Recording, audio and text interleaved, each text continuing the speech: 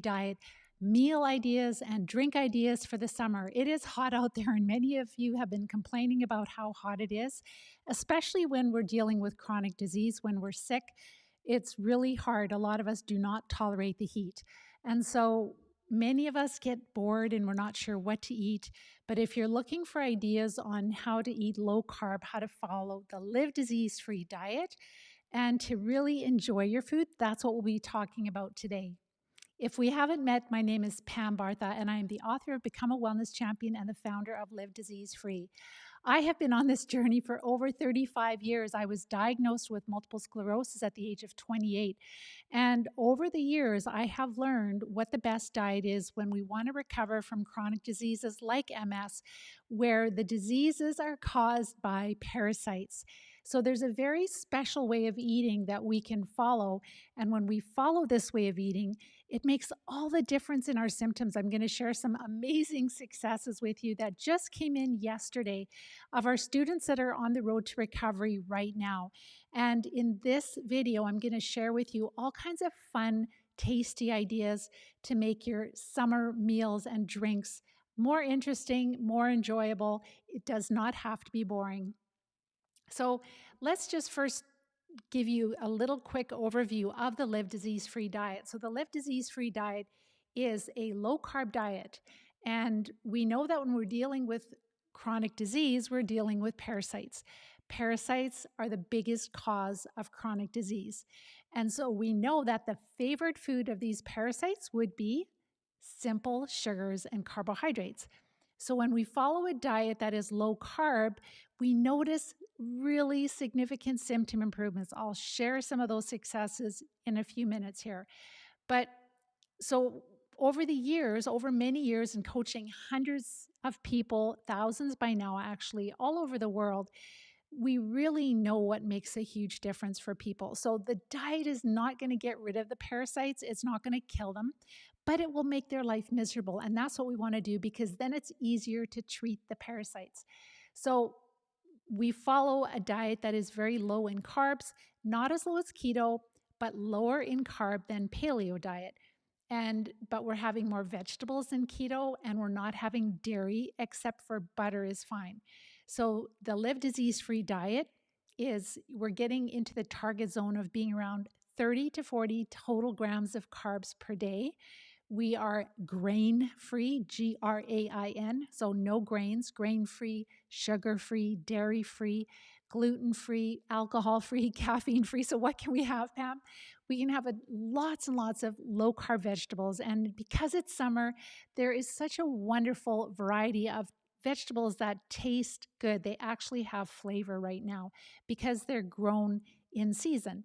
And so we're not having to rely on getting our produce from other countries. So right now is a really wonderful time to start implementing the diet if you've never heard of it before, because there's so many different options that are more available and have so much more flavor. And so we want to get the carbs down. We want to make sure that if we're dealing with inflammatory bowel disease, eat the vegetables that agree with you. And it's absolutely fine to steam, saute, oven roast, or stir fry the vegetables that agree with you. When you do that, you'll find that your intestines are going to settle down. The inflammation is going to settle down. And then as you're treating the parasites, then you will be able to tolerate eating raw vegetables again. But please listen to your body. And if you don't want to lose weight, you just have to eat a lot, right? And as we decrease the carbs, we are increasing the healthy fat. So we're not having just a bunch of fat. We're having lots of low-carb vegetables working up to 9 to 13 servings per day. We're having moderate amounts of animal protein to maintain our muscle mass. So for women, 3 to 4 ounces. For men, maybe 4 to 5 ounces. And other than that, we're having healthy fats. And we can have very, very small amounts of different fruit and also certain nuts and seeds. But we have to use those with caution because if we eat too many nuts and seeds or too much fruit, the parasites really thrive. And then we really don't notice any symptom improvements. So there has been this really big shift in society where I think a lot of people and a lot of different health professionals are really catching on, groups that eating low carb is incredibly healthy, and fats are, if you eat healthy fats, it's super healthy. So our body can be shifting from being more of a sugar burner to being more of a fat burner. And you'll find that you have so much more endurance, stamina, mental clarity. And you'll notice that the awful symptoms of parasites really start to settle down. We still have to treat them, but this is really the first step. So let's talk about a few drink ideas. In the summer, like winter, summer, I drink a lot of water. And be careful if you're recovering from parasites. You don't want to be drinking lemon water all day because even though lemon is tart, you will notice that there, if you look it up, and we have this in the program to show students, but there's a fair bit of natural sugar in lemon. So we don't just drink it all day long. If you're having a little bit first thing in the morning for cleansing, or if you're having a little bit on your salad, that's fine, but we don't drink it all day. And also, the acid, the lemon juice is fairly acidic on your, it's hard on your enamel, so to drink it all the time is not great for your enamel on your teeth either. But lemon juice is super healthy, and we do have it, but we're just aware that there is natural sugar in it, so we're not going to be drinking tons of it when we are recovering. So this is the part where the whole live disease-free diet, this is like the initial phase where we are really making the parasites more quiet, less active. We notice inflammation starts to go down, and we start to have a lot of symptom improvements. This is a natural way to modulate the immune system. So I do drink a lot of water. That is my mainstay. At night, if it's not too hot, I might have a cup of tea. I very often don't. I'm kind of crazy. I'll have hot water too. I really like hot water, but there are a lot of really lovely teas. If you're going to have a hot tea, make sure that it is naturally caffeine free. So not decaffeinated. There still is some caffeine, and the parasites don't need a lot to get them going. So just naturally naturally caffeine-free teas. So there's tons of them. There's different rooibos teas, there's peppermint tea, there's raspberry, there's lemon ginger tea. One that I really like before bed, I love peppermint tea. That's one of my main ones that I would like after a meal, if it's not too hot. And then there's a couple of others. I didn't bring it up here, but there's Sleepy Time. This one is a vanilla Sleepy Time. And maybe that's a little more clear. Vanilla Sleepy Time, but there's also just Sleepy Time. I really like the Celestial Seasoning Sleepy Time. But for cold tea, like you can make any herbal tea cold. One that is one of my favorites would be this one, which is, and I don't drink it all the time, but if I have company or if it's a weekend and we're getting together, I will make it. I just really love water. Learn to fall in love with good water. So this one is Tazo, and it's called Passion Tea, and it is very, very flavorful. It's like a deep purple tea. It's not sweet. So if you are going to chill any teas, make sure that they don't taste sweet on your tongue. If it's a fruit, a berry, or apple, cinnamon, those kind of teas, avoid them until you have recovered from chronic disease, because it's pretty challenging keeping your total carbs down to 30 to 40 total grams of carbs per day. For sure, less than 50, but 30 to 40 seems to be the real special spot where people notice the biggest difference. So if somebody offers you tea and it tastes really sweet to you, just don't put it in your mouth. And we avoid even things like stevia, because we know that when we have these cravings, it makes it really hard to stay true to, making sure we're not feeding the parasites. And so when we just get rid of all the sweet tasting things in our diet, then we get rid of the cravings, and then we don't crave sugar. And that is a really awesome place to be, because I call it freedom, when you don't crave sugar and you don't crave caffeine and you don't need caffeine and you don't need alcohol. So the neat thing is that this tea is really great, and you can take different teas and you can experiment. You can put mint leaves in. I noticed that there's different types of mint leaves. I got some, like my son-in-law is a chef, and so at my daughter and son-in-law's place just this spring, they had, I think it was called like grapefruit mint leaves or a plant in their pots. So I got one here. And there's like chocolate mint. It's not chocolate, but it has a little bit of flavor. And there's regular mint. Spearmint is really good. So you can grow mint plants, and they're like weeds. They'll grow so fast. And you can just take some leaves off. They're really nice to just chew the leaves too, like for a breath freshener. So any kind of cold tea in the fridge would be fine. And then as far as if I'm, let's say, socializing with family, my traditional standby that I really appreciate is just like San Pellegrino, where it's just plain sparkling water. And then I'll ask for some fresh lemon or lime to squirt in it. You can put some mint leaves in it too, some ice. That is my absolute favorite. But there are other different types of flavored waters that are naturally flavored. I don't know how natural it is, but I'm sure they're fine if you're not having them all the time. So one company is called Bubbly. You guys let me know if there are any brands that you really like. There's LaCroix, there's Bubbly.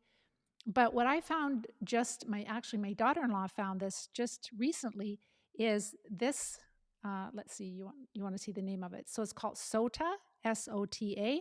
You can find this at Costco, and it comes in a case. And actually, my husband picked it up last night. I tried it on the weekend, and it tastes really good. So it's a sparkling water, but it's a tea, and they have added in, like, this one is really super healthy. Like, it has just different herbs and adaptogens, healing herbs and adaptogens, just sparkling water. It's not super fizzy. It's just nice. It's just a really nice, fresh drink. And you can find those at Costco. We've just gotten them in the last couple of weeks, I believe, roughly. So a sparkling water is really nice. It'll really quench your thirst in the summer. I wouldn't have sparkling waters every day, just again, because you want to protect the enamel on your teeth. And so carbonated waters, they can be a little hard on the enamel on your teeth. So just have it occasionally, have it for fun when you're socializing with friends or family. So those would be some different ideas of drinks. So teas, hot or cold, and then sparkling drinks. And now we have such great options as far as, different. I know with the bubbly, there are many different flavors, and they do taste really great. I still do prefer just San Pellegrino with fresh lemon or lime. To me, it tastes more natural, but I really do like these. I thought that they tasted really natural too. So this one is a grapefruit and hibiscus, and this one is lime and dandelion. So I'm doing a commercial for them. Yeah. So those are really great drinks. So many of us are, before I forget, I'll just mention this too. Many of us are traveling, right? We're going on holidays, and we might be traveling from one state or one province to another. And then we have to eat in restaurants. And restaurants are so accommodating now with the Live Disease Free diet. It's really easy to find a piece of grilled meat, even in the fast. Like, I don't really prefer the fast food restaurants, but you can get usually a grilled chicken breast, and like even in Boston Pizza, I haven't been there for years, but they would have like either a little piece of fish or a steak. You probably get chicken, and then they'd have a little side salad and then some steamed vegetables. And you can just ask for some extra butter, some extra virgin olive oil. So when you're asking for a salad, just make sure to say, please no cheese. I don't want any cheese on it, and any fruit that is, candied pecans, just skip all of that. I just want the vegetables. That's all. And maybe a piece of lemon or lime on the side. And if you have some extra virgin olive oil, I'd love that too. So, and then very often they will have some kind of house vegetable also. It could be, a mixture of zucchini and peppers and onions. It could be some asparagus, or it could be broccoli, etc. And they will always have butter, so you can always ask for some butter. Try to avoid margarine if you can. That's not healthy at all. Some people actually bring a little bottle of extra virgin olive oil with them when they travel so that they can have some good quality oil. You can get these really small bottles and keep filling it up. But it's really easy to eat. And even I've noticed, I haven't been traveling as much since past that, what we went through over the last couple of years. But before then, even breakfast, I had to go to a workshop and I'd be in a hotel, very often they have some kind of greens in the hotel. So they'll have spinach or they'll have arugula, and you just ask for a couple of eggs over easy and so I would get these really beautiful big salads first thing in the morning with a couple of eggs and I'd add lots of extra virgin olive oil. Make sure that you add enough olive oil or whatever oil you're using, because that's what gives you a lot of energy and calories. So fat is high in calories, and as we're decreasing the carbs, we're making sure we're adding enough healthy fat. So we want to have about at least 4 tablespoons of fat with each meal. And for some of us, we might need a little more. And if we're having some greens, make sure to scoop up the oil from the bottom of our plate. If it's mixed with a little lemon juice, it tastes really good. And that way you're not wasting money, and you are actually getting some calories if you need it. And then when we used to camp with our kids, we're different campers. Like some people will just bring, canned beans and hot dogs. And obviously I can't eat that. Like I don't ever want to go back to how sick I was. So when we would camp, when our kids were young, we live in an area where there is, peaches and cherries and apricots. So whatever the season of the fruit was, we would bring some fruit because our kids were not on a diet, right? And I would eat a little fruit. So we would bring fresh fruit that is in season. And then we always go to local farms. The farmers markets are great, but in our area, the farmer market is really expensive. So we like to go to the farms themselves, and because we buy a lot of produce. So what I'll do is, before we would go camping, I would just wash the lettuce. I would prepare, like if I had cauliflower, local cauliflower, broccoli, I'd wash it, cut it up, put it in Ziploc bags so that everything is ready to just cook or to just make a really fast salad. Onions, I would skin the onion, and you can cut it up, or just leave it whole and just put it in a little sandwich baggie, etc. So all the vegetables would be cleaned and washed, and I put them in coolers with some ice packs. And then the meat, we would always have them frozen before we go camping, and then we could just, it would be frozen, and then we would just kind of take things out as we needed them. And that would last for, 2 or 3 days at least of having meat and vegetables.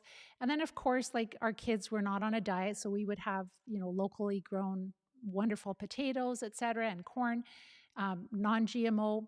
All of that is wonderful, but I would just skip the potatoes and the corn, and I'd have big salads, and I'd eat all the vegetables, all the wonderful, flavorful vegetables, and just adding some good, healthy butter on, and just making sure you're having enough fat. At this time of year, the vegetables taste so good. Everything, the tomatoes, like everything tastes so flavorful. And for me, I like to eat fairly simple. And we do, like, I will make up certain spice blends. We'll talk about different meals here, different meal ideas. But I like to make my own spice blends because, and this is something you can grow into. You don't have to at the start, but you can just even look at recipes and just say, a teaspoon of that and half a teaspoon of that or a tablespoon of this.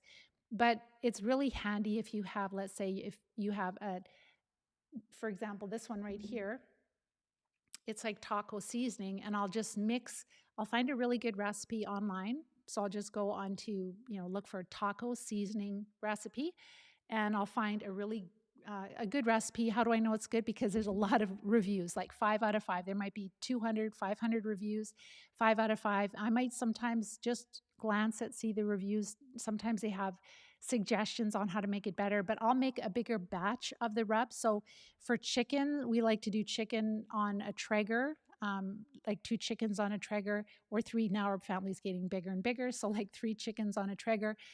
What I found, I don't like everything on a Traeger, but the chicken, it just locks the juice in the chicken. It's a lot more flavorful. So like a chicken rub, I'll make a mix of herbs for a chicken rub. So it's really easy to just, take the chickens out, just throw some rub it on, and throw them on whatever, barbecue, or you could put them in the oven.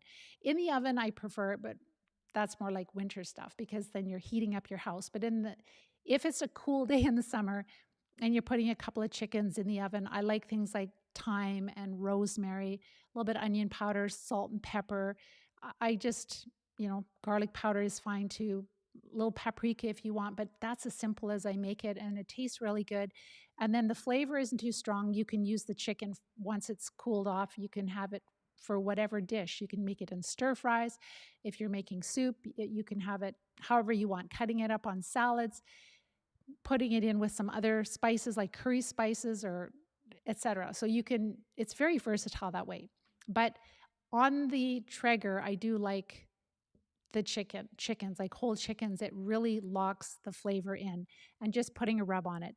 I do prefer barbecue for the others. I don't love everything smoked. That's just me. I know some guys, they just love everything smoked. I think my husband and my son would be in that category. But on the barbecue, it's really, really simple to take some, just one example would be some chicken breasts and just start to grill them. And then once you're getting close to the end and they don't take that long, then you can baste them with one of two things. One of our favorite is just to take a little bit of olive oil, and I never measure anything. I just throw in some into the olive oil, like into a little bowl. I'll just add some paprika, and I will add the rosemary and thyme, those two together. I just absolutely love salt and pepper, some onion powder, and then and garlic, of course. Garlic is good in everything. And then I will just baste in the last few minutes. I'll baste the chicken breast on both sides as it's kind of browning up, and it just adds so much flavor. And the thing with chicken breasts on the barbecue, just make sure you don't overcook them, right? If you overcook them, they will be dry, and if you catch them early enough, then they will be great.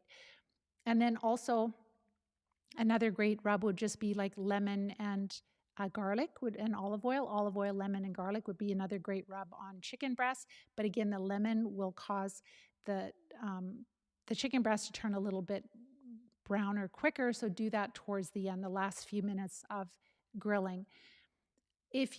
For chicken breasts, if you want to do something different that's quick, what we do also is we'll just take, those meat tenderizers where you're pounding the chicken breast. So pound it on both sides so it's kind of flat. And then you can just quick fry them in some olive oil. And again, I really love thyme and rosemary and salt and pepper. That is my favorite, but I don't seem to get sick of that. But you can use any spices. Like you can make curries. That's really wonderful too. You can buy pre-made curries. I think the company is McCormick. I don't have it in front of me here, but you can find good blends. Just make sure if you get a blend of herbs that it is not going to have fillers in it, that it's just the herbs. So a better quality one, or else make it yourself where you just mix things together. So I've made my own herb Provence where you just look for a recipe and you just throw a bunch of herbs together and put it on a bottle, call it herb Provence. And then also the chicken rub, the taco seasoning.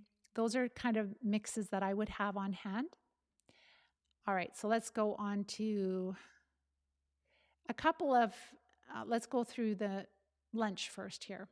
So sometimes we want to grab a quick lunch.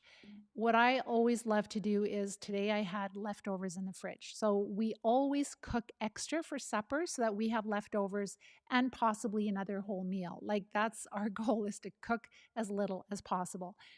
So if let's say if you don't have any meat left over in the fridge, you could make something like a curried tuna salad wrap where you could add curry powder, celery, green onion, lime. Another really amazing thing that Chris taught me is adding the zest of lemon or lime to dishes. It just kicks it up a notch. So he introduced me to this, and you guys probably all have this in your kitchen, but I never had one before. Chris told me about it, but it's like a zester grater, and it's incredible. Like as far as like if you want to grate fresh garlic to make it more fine so that the flavor is more dispersed in your dish, or even let's see, ginger is another great one, and then what coriander? No, not coriander, not coriander. Turmeric. That's what I was trying to say. It's that orange root, that little orange root, that adds such amazing flavor, like garlic, and that plus just rubbing it on a chicken and baking it if it's not too hot. That would be more of a winter kind of dish. But taking the zest of a lemon or lime and grating it and adding it to, even if you were, to do some broccoli, oven roasted broccoli, to spread a little bit of the zest on at the end, it just is amazing. So put this in salad dressings. And again, in the curried tuna salad, he said to add a little bit of lime juice and lime zest, mayonnaise, salt and pepper, celery, green onion, to flavor, right? To however you like it. And then you can use whatever leaves, lettuce leaves, but there's butter. If you have butter, it's a little bit more expensive, but that's more tender. But use whatever lettuce leaves you have available, whether it's romaine or you can use just leaf lettuce, etc. And then I wouldn't have tuna every week just because tuna apparently is fairly high in mercury and other metals, but occasionally. And then also you could do like a salmon salad also, where you have a salad. So like if it's a Friday and we're just ate all our leftovers in the fridge, and to grab a quick lunch, I'll open up a can of salmon, got it from Costco, and add some mayonnaise to it and celery. You can add dill, green onion. He really likes to add a little bit of chili, the red, I didn't bring it up here, but red pepper chili flakes. You can get it at Costco, I'm sure. I'm sure that's where we got it. And then also adding the zest of lemon. So not just adding a little bit of lemon, but adding the zest of the lemon or adding the zest of the lime. It just like really improves the flavor. And then with respect to meat dishes, one thing that Chris has really got me doing more, and I got this for a Christmas present, it's pretty heavy. It's a mortar and pestle, and it's all stone. It's amazing. And what I what I have done since he's introduced me to this too is like I'll buy coriander seed and I'll buy, this is cumin seed and fennel seed. And you can buy these seeds bulk in different, different specialty stores. Just make sure that if there's somebody in your family that has peanut allergies, just double check, because you never know. Sometimes it says may contain traces of peanuts. But when you take the herbs and you grind these seeds with a mortar and pestle, and then, so like sometimes like the recipes will call for, roasting the seeds in a pan for a little bit and then grinding them up, or else grinding them and then roasting them. But the flavor is so different. It is so much better. And so that is something that is amazing. And so we have this one roast where it's a pork roast, and we just kind of rub. We will be sharing the recipe with you guys. We want you guys to test it for us. And I'm not a really big pork lover, but this recipe is good. And where you're coating the pork with a mixture of like coriander and fennel and a bunch of other, and you're browning it and then baking it slowly in the oven. So that's really great. So this mortar and pestle is something that's so simple, and same with the zester grater, but they make your food taste so much better because it just enhances the flavor from the different ingredients that you're using. So just a few different meat dishes that I wanted to mention. In Costco, they have these pork ribs. They're like, I don't know if they're called short ribs, but they're really quite, like it'll be like a string of them, and they're probably like 2 inches or 2 to 3 inches wide. And so just rubbing them with, let's say, a mixture, a blend of, and I think I have like some of the ingredients here. I'll just mention, but I'm going to put a lot of these different ideas and recipes in the blog posts that we do at the end of the week always. All right, so here we go. So things like, so again, making a dry rub, and this has salt in it, paprika, onion powder, mustard powder, cumin, garlic, ginger, black pepper.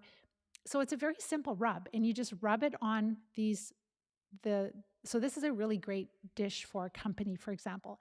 So you rub the ribs, and then you're baking them, and then once they're done baking at a lower heat in the oven, you can do that also 3 to 4 hours in the oven at 275. Then you can finish them off on the barbecue just to kind of brown them up a little bit. And then there's a really great glaze that you can use, which is just olive oil, grated garlic, the juice of 2 limes, and chili flakes.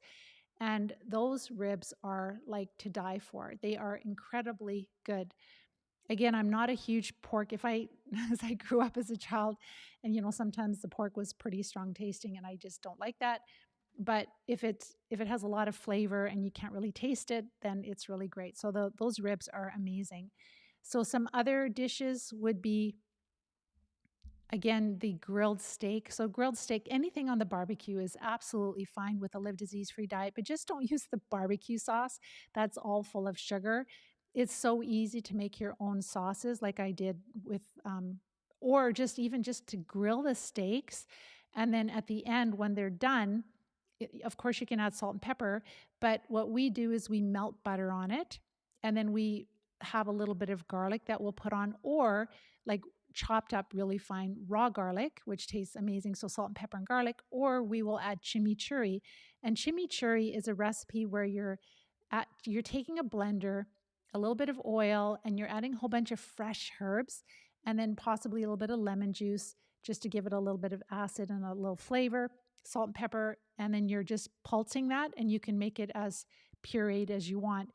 But it gets to be kind of creamy, and you can have that with steak, and it's absolutely delicious. Or you can have it with chicken, you can have it with fish, you can have it with any meat like pork, etc.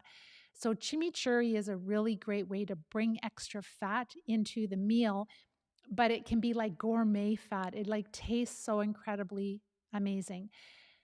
And then so that is the steak, and we talked about chicken. And of course, fish is absolutely fine to do on a barbecue. Absolutely fine. I've noticed, I've never tried this, but I've seen those cedar planks. I think they're cedar. And I don't know if you wet them first and put them on the barbecue, probably, but that is another option. It's fine to have shrimp, etc. All of those things are fine. Just be careful with shrimp and crab because they are the bottom feeders, and they usually tend to have more toxins than other fish. And if you're having fish, just rotate. Don't eat the same fish all the time. That helps. And if you're having fish that tends to be a little bit more contaminated with metals, etc., take some chlorella with your meal. You can take a few tablets of chlorella. It's an incredibly powerful binder of metals and toxins, and it's super nutritious. So take that with your meal, absolutely fine. So we talked about like fried chicken is fine. Like if you want to go on a picnic, so we want to go with our whole family down to the creek, and we don't want to cook, then to bring fried chicken, and then of course they'll eat the potato salad or they'll have a pasta salad, but I'll just eat the vegetables. And I wanted to mention too before I forget that homemade mayonnaise, we have a recipe, and there's so many recipes for mayonnaise, but this is just one that we use. And I have this dip that everybody goes absolutely crazy over this dip. Like they're just like, this is the most addictive dip they've ever had. It's so simple. It's just taking mayonnaise. And in the live disease free diet, we are having a mayonnaise that we're avoiding vinegar and sugar and all of that. So that's why the homemade mayonnaise is nice. Our students will make a batch of it, and then they will use it for dip for their vegetables. They will use it for Caesar salad dressing. That's another wonderful thing to have in the summertime is Caesar salad. And you can make a big batch of the dressing, and you can have it a few times, or even spicy mayo. And spicy mayo is really great to dip your meat into also. But this is the secret sauce for the dip that I make. So I don't know if they still have it at Costco. I would assume they do, and it's just called organic no salt seasoning. Organic no salt seasoning. So literally, I take mayonnaise and I add a bunch of this to it. And there's no recipe. I just add in as much as to taste. I will add in herbamare, which is a seasoning salt. It's this one here. Oh, yeah, you can see it. Perfect. So I'll add in this herbamare seasoning salt, mayonnaise, and that organic no salt seasoning. Mix it up. If you want to add pepper, that's fine. But raw garlic, of course. Lots of raw garlic. I kind of like to make it depending on the company. Like if there's lots of little kids, you don't make it too spicy, but whatever you feel that the amount of garlic that you like in it. But I have people that just like eat it, and they're just like, oh my gosh, what's in this dip? It's just so incredibly good. Again, it's just this organic no salt seasoning from Costco. Organic no salt seasoning from Costco. It's very simple, and it's just a blend of different herbs and vegetables. So let's see what it says say here. Black pepper, red pepper, organic tomato granules, orange peel, parsley, bay leaves, organic thyme, basil, celery, lemon peel, lemon peel, right? That's the good one. So it's just savory, mustard, cumin, so that rosemary extract, but it's just really, really popular and it's so simple. So if you have company showing up last minute and you just want to make a really fast dip, and this dip you can eat, like there's not going to be any dairy in it. So it's just the mayonnaise, but try to have a healthier mayonnaise. So making your own, it lasts for at least a week, and that way you can use it for different things. Hamburgers are wonderful. And so for things like when I was saying about the tuna lettuce wraps, you can use lettuce for your hamburgers also. For years, different restaurants have been offering this already. I know there's a restaurant in our area and it's called Joey's, and they will have um, I think it's taco for tacos, right? And they'll have lettuce wraps for tacos, but you can do hamburger, just having bigger pieces of lettuce. You can still add your onions and your tomato on that. You can still add some mayonnaise. What I was going to say, where was this in again? For spicy mayo, I'll just backtrack for a minute because before I forget, you want to add something that is really clean. It's if you want to make it spicy. So this is something. It's just like it's called sambal ulek. So it doesn't have sugar in it. It's just literally hot pepper, um, like a liquid hot pepper, not liquid, but a sauce, right? And it's just I don't know if it's just called ground fresh chili paste. So you have to be careful with chili paste because sometimes they'll contain sugar. So you just want to look for something in your local stores that just is hot, but it does not have the sugar, vinegar, and all of that in it. And then you can just season it up, and you can add, if you want to have a little tartness to it, you can always add the lemon or lime, etc.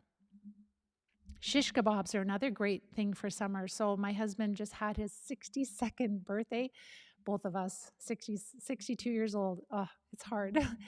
But I made him some shish kebabs. So we did a steak and we did shish kebabs, and we did like zucchini. So I'll cut up zucchini into big chunks and sweet onions, and then also cherry tomatoes. But be careful with cherry tomatoes because they tend to be higher in sugar. So on a big shish kebab that's about that long, I might have like 2 cherry tomatoes, and I'll put all the other vegetables on. Also, another great thing to do is just to grill vegetables. So when you take the large onion and you just cut it in thick slices, and then you just lay the thick slice of the onion on the grill, on the barbecue. Also with zucchinis, like if they're younger zucchinis, you can cut them lengthwise and then you can grill on both sides, and you can have a little bit of olive oil with the herb mix that I mentioned that I really liked. Again, I just take olive oil and I'll put some fresh garlic, and could be rosemary, thyme, whatever, paprika, whatever you like to put that on. Or it could even just be olive oil and garlic, right? And salt and pepper. And that tastes really good too. The flavor of the grilled vegetables is incredible. And having leftovers is wonderful. You can even just lightly grill tomatoes on the barbecue also. So in the Live Disease Free diet, we really avoid a lot of cooked tomatoes, like tomato sauces, because it's concentrated tomatoes, and tomatoes are fruit. And so when you're concentrating and cooking it down, they're quite acidic, and you'll have more carbs and more sugar. And people just don't feel well when they're dealing with a lot of parasites. But if you were to just really lightly grill a tomato where it's still somewhat fresh and you're having moderate amounts of it, remember we're kind of getting an idea of where we're at. And if you're having things like that, you're offsetting it with a lot of other low carb vegetables. So we're not eating a ton of tomatoes, we're just having a little bit for the flavor. So things like tomatoes, carrots, peppers. Oh, the peppers were on the shish kebabs also. Green peppers, yellow peppers, red peppers. But so if I would have a shish kebab of all those vegetables that are peppers and zucchinis and onions and a couple of cherry tomatoes, and I baste them on the barbecue and then eat them, I'll have a lot of other lower carb vegetables with that. I won't just eat a bunch of zucchini and peppers and tomatoes because the carbs will add up a lot. So I might have something green on the side, and then I might have uh, like some kind of salad, but other vegetables, like there's green beans, green and yellow string beans. So we avoid the dried legumes and those kind of beans while we are recovering. but the green and yellow string beans are great. Asparagus is wonderful. Some broccoli, cauliflower, all of those are great, and they can be oven roasted, they can be steamed, sautéed, stir fried, etc., or raw. And you can have it with the dip or just even a plain mayonnaise dip. And with a dip, you can make different flavors. You can just like whatever herbs you like. You can make a curry dip. You can make, just have fun with it. It's pretty simple. So we talked about the grilled vegetables, the shish kebabs, the burgers. You can have cold fried chicken. I think I've covered everything there. And we just skip dessert, right? We just go right to eating our food and then having a drink after, sipping a drink. We don't want to dilute our digestive juices, but it could be that sparkling water. It could be a tea, a cold tea, or a warm tea, or it could just be sipping water. So learn to love water. Water is your friend. Water really helps you. But on this diet, please make sure that you also have enough salt. That's really important. We're in the summer and it's hot and we're sweating more. And when you're eating low carb, it's really important that you salt your food. Salt is good for you. Himalayan or Celtic sea salt with the trace minerals, very good for you. But just make sure that you are seasoning your food with enough salt. I think I shared everything here that I have. I'm going to go to see if you guys have any questions or if you have anything you wanted to share that are your favorites. Let's see, where are we here? So, hello, the life coach medical model. Awesome. You love the ideas? That's right. So, what I have learned, what you shared was really golden. So, she shared, I love the idea that I don't use food as my entertainment and just as my nutrition. So, what I have learned is like when you go through something like multiple sclerosis or cancer, like there's such brutal diseases. You think you're going to lose, you could potentially lose your life. You lose your quality of life. And it's so scary the outcome if you carry down that path. So I learned that like my food is just so that I don't lose weight. And I do enjoy it though. Like I do enjoy it, but I have focused my attention on relationships, on other people, on catching up. Like life is busy and it's full and it's more full every year. So if you can take the take the attention off of what you can't have and really focus on, especially within 1 to 2 weeks, if you get the carbs low enough. That's what I wanted to do, is wanted to quickly share some successes that just came in yesterday. Amazing successes. Where are they? There they are. No, that's not them. Where are they? I think they're behind here. Let me just check. They'll show up. Yes, here they are. So it takes about a week to 2 weeks of getting the carbs down. And the important thing is to prepare ahead. If you have things listed of what you want to make and you have the ingredients in the house and you cook enough and you have enough food in the fridge, it's not hard. Then it's like, I'm hungry, I'm going to eat, I'm satisfied. I would really like that piece of chocolate, but whatever, I'm satisfied. I'm going on to the next thing, right? I'm going back to having fun or going to work or whatever I'm doing. But as if we're not prepared and if we don't have enough food on hand, that's when we run into problems. That's where we, that cravings start to kick in. So be prepared. Just take a few minutes on your day off and kind of outline what you want to eat the next week. We've got lots of ideas on the Live Disease Free diet, so livediseasefree.com website. And under resources or under research, I believe, you'll find the Live Disease Free diet guidelines.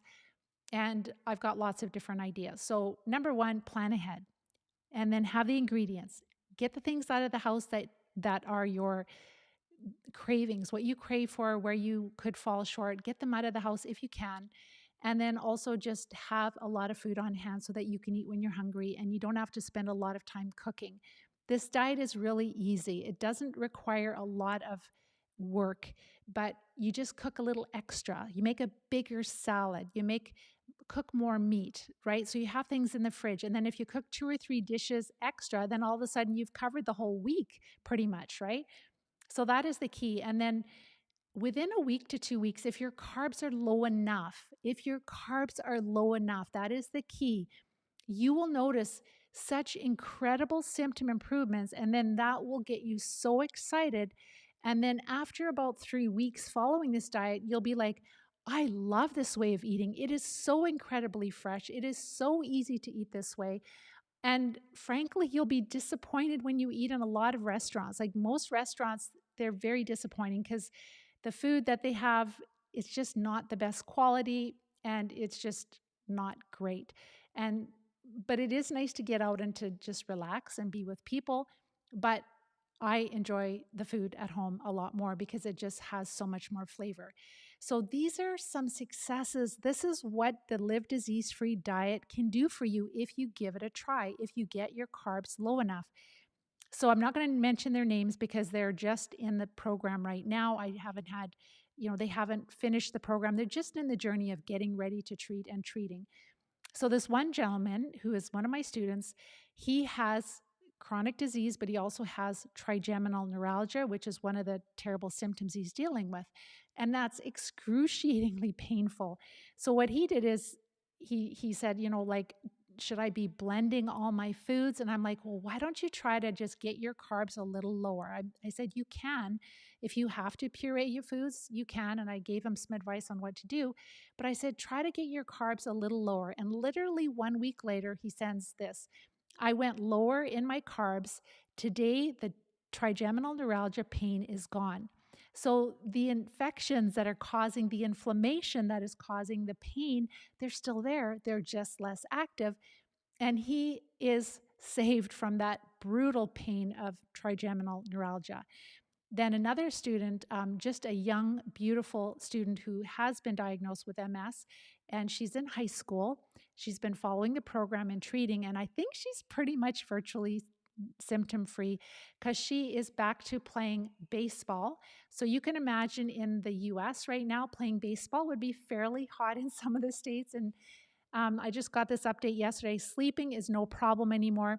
We just played a baseball tournament in a certain state for 5 days in very hot weather, and my energy was amazing. That's really good because with multiple sclerosis, we do not tolerate heat. But once you treat the parasites, you will tolerate heat again.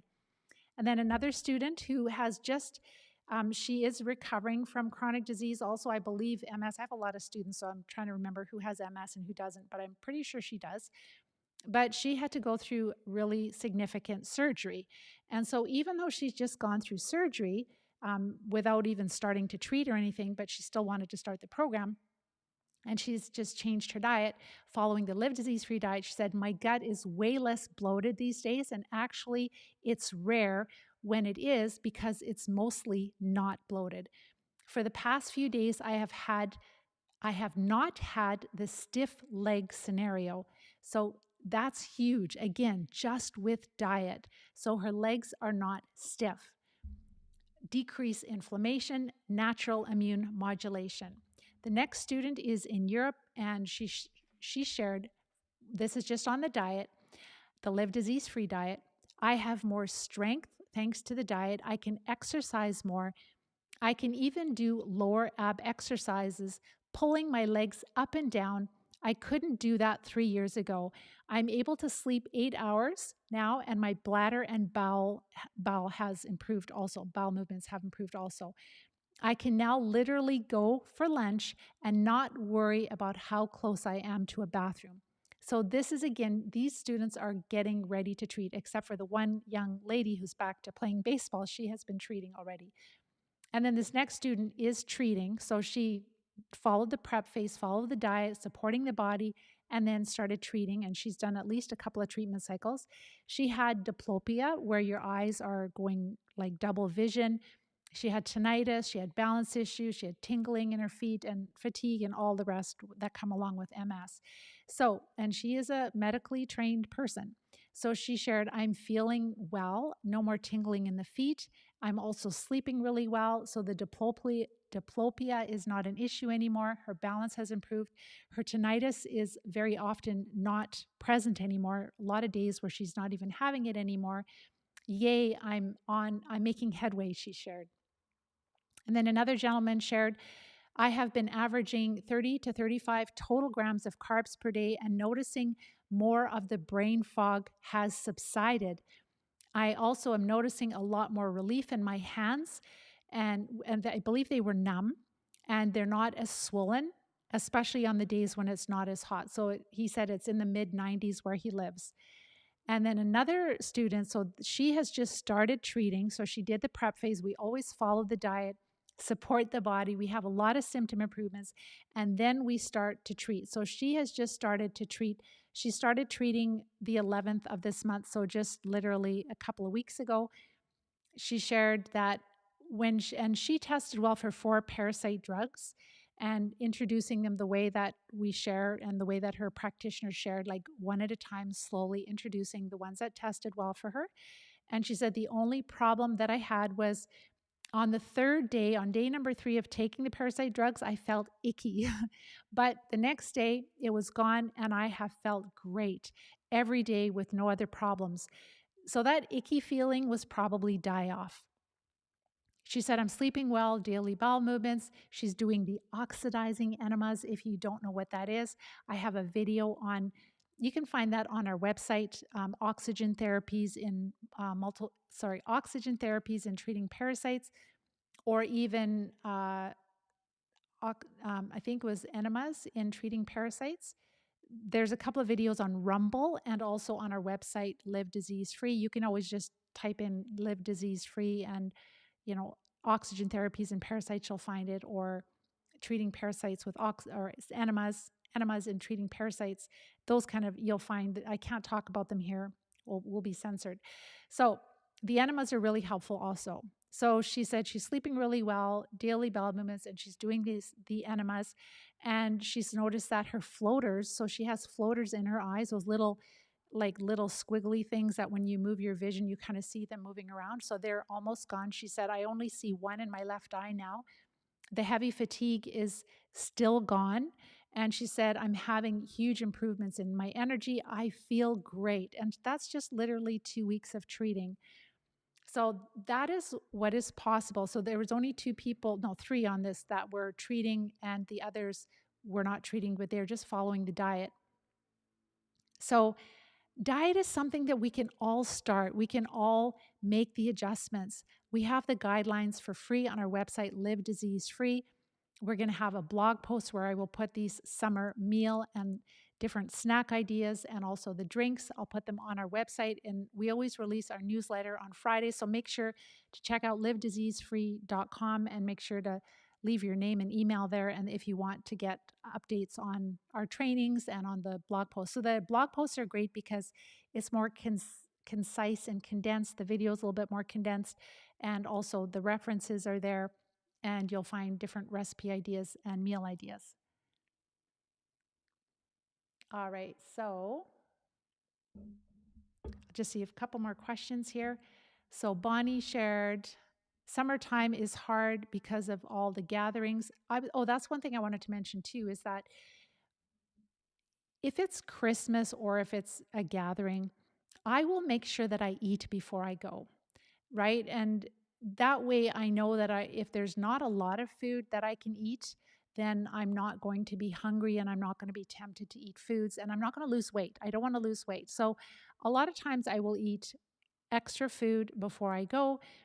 And then I will also bring, like, if I also let the hosts know what I can eat, because they know that I'm, my history of MS and being a health coach. So they're like, oh, so what can you eat? Why can't you eat? I just kind of give them a lowdown.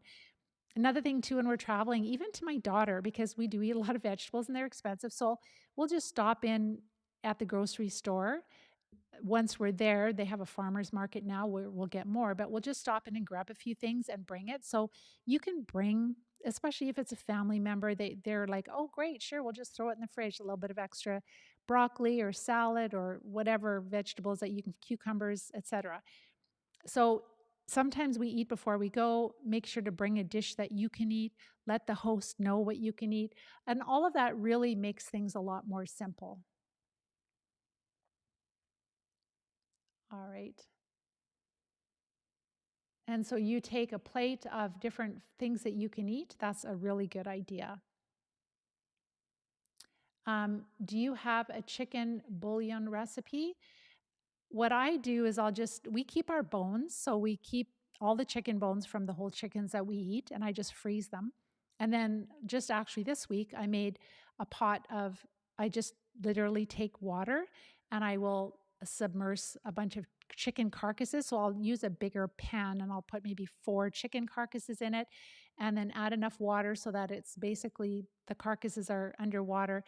I'll add a couple of stalks of celery. I'll add a medium sized carrot, some peppercorns, some salt, and an onion just cut up, thrown on top, and that's it. And then I will just let that cook for hours, like for 6 hours if possible. And then that way you'll have a really great stock. And then we do clean off the chicken meat off of the bones and we will throw that back in with the stock. And I just made a really great soup, chicken soup for with a whole bunch of vegetables from, and that's a really great thing to do at the end of the week. Like if you have a little bit of cauliflower left, a little bit of broccoli, even things that are like you might have some things that are steamed. It's like, oh, I've got a little bit of this and a little bit of that and a little bit of this. You just throw it all in the soup and it tastes really good. But with the Live Disease Free diet, if you're dealing with parasites, make sure that you listen to your body, because if you have bone broth every day, you might find your symptoms get worse because certain bacteria and Lyme, et cetera, they love collagen, they love bone broth. So if it's homemade and it doesn't have sugar and yeast, et cetera, added to it, and you're having it occasionally and you're improving, your health is improving because you're low enough carb, it's fine. But if you're having soup all the time, then you might, and you're not getting better, then take it out of your diet. And we've had people go like, oh my gosh, I'm finally starting to feel better. So just be careful with the bone broth. And we wouldn't be drinking cups of bone broth. It's super healthy, but the parasites in your body really love it also. So just have it with caution. And then if you're having a bowl of soup, I personally still don't have a ton of broth in it. I'll have just enough so that I'm eating all the vegetables, and that will be like an appetizer. That will not be a full meal for me because that won't give me enough calories. I would lose weight if I just had a bowl or two of soup. So I'll have other food with it. I'll have other like main dishes with it, but it's just tasty. And another thing, I'll just mention this quickly too. We've gone an hour. But in the summer, like I love to get extra dill and I wash it and just big bunches of it from the local farms. And I just chop it up and I'll put it into a larger quart jar, mason quart jar, one that you can put your hands in and out, not the narrow top, but the wider top. And just pack it in there where it's just chopped and fresh. Throw it in the freezer, and I have dried also. I do have a freeze dryer and I have dried different herbs too, but I really like the dill when you just freeze it. It's so convenient. So, like, I literally, and I think this was like from maybe 2 summers ago, I had still some dill in a jar and I made that soup this week and I just threw a whole bunch of that dill and it doesn't taste freezer burnt. It's really good. It tastes like fresh dill, and so you can make winter dishes taste so much better with fresh dill like that. It's amazing. So those are all little things that when you're over 60, you've done lots of different experiments. All right, a couple more quick questions here. Your favorite is mint tea. Yes, me too. Ginger, mint, I really love it. And yes, Peter, I would avoid stevia for sure. You have to be careful because some of the stevia is contaminated with sugar. So really be careful with stevia. And the thing is that these parasites make us crave sweets like a drug addiction. So we want to get rid of our sweet tooth so that we're free and we don't have to be a slave to sweetness. So I don't even really like the flavor of stevia. If you can get used to not having sweet things, other than fruit, like as you recover, you can have a little bit more fruit. We really limit the fruit in the recovery phase. It makes such a difference. But then once you're well, you can have a little bit more fruit. So right now, we have apricots and cherries and peaches, and I am having some of those because I have followed the diet long enough.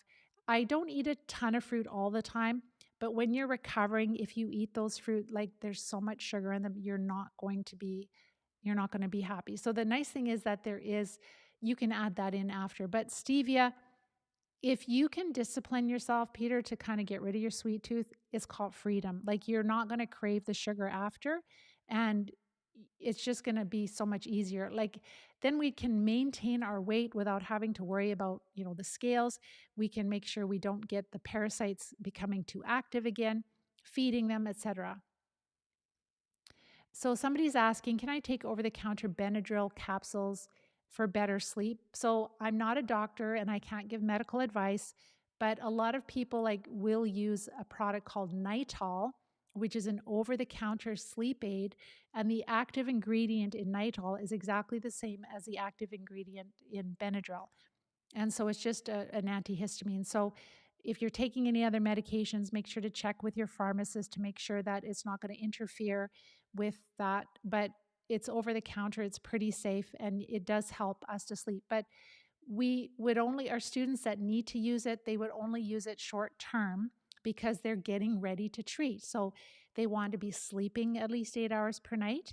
And sometimes antihistamines will help them, or else it could be melatonin, it could be some other herbs, but they want to be sleeping, they want to be having daily bowel movements, they want to be following the diet, the Live Disease-Free diet, getting their carbs down, having a lot of symptom improvements before they start treating. And so, yes, for a lot of people, something like regular strength Benadryl can be really helpful in the initial stage when you're getting ready to treat. Last question, I'll let you go. So I have days where I see lots of floaters and then days when I have none. Could this be tied to my diet? Yes, it could be. There's so many different factors with all of this. It could be definitely with your diet. It's not always infection. It could just be inflammation. Make sure to check for food sensitivities also. Maybe if you're sensitive to certain, and like when we have leaky gut, we could be sensitive to the most random foods. And it's not that the food is bad, it's just that things are getting through the lining of the intestines and then our immune system is reacting to it. So the more we can decrease inflammation and the more we treat the parasites, you'll notice that that will improve and go away tremendously. So that can be reversed for sure when you're doing the right things. So I'm going to let you guys go. We've had some wonderful time together here. But if you're at the place where you're like, Pam, thank you for the diet. I'm going to follow it. I've got all these ideas, but I really want to treat the parasites and I don't have a doctor that will help me, then make sure to listen to my masterclass training. And on that training, you will learn all the steps that we take to recover. And you'll hear a bunch of amazing successes of people that have recovered. I actually interviewed one of my students. I'll have a new video out for her. We're just getting it edited.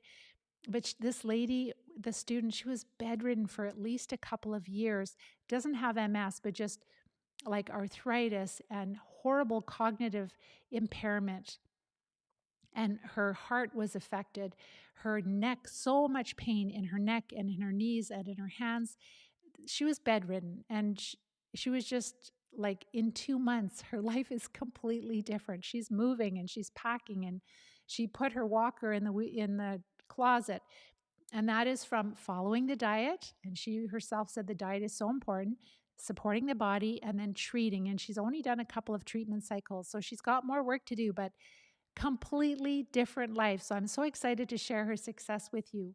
So with that, again, if you enjoy these talks that I do, make sure to like, share, and subscribe.